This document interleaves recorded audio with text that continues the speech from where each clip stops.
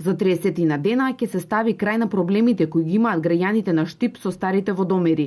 Нови дигитални водомери ќе бидат поставени кај над 11.000 семејства на трошок на јавното предпријатие ИСАР. Средствата за овој проект се обезбедени преку Европската инвестициона банка.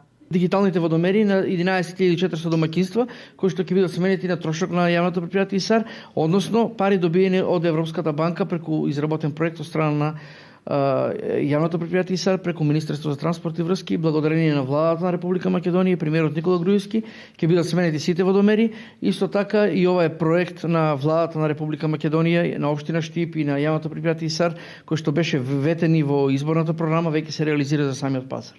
На овој начин ќе се зголеми контролата на потрошувачката на вода, загубите и евентуалните дефекти, кои ќе бидат следени од компјутерскиот систем кој ќе биде поставен во јавното предпријатие. Ова е втора важна капитална инвестиција на јавното предпријатие ИСАР за годинава, покрај реконструкцијата на пазарот и изградбата на монтажни дуќани.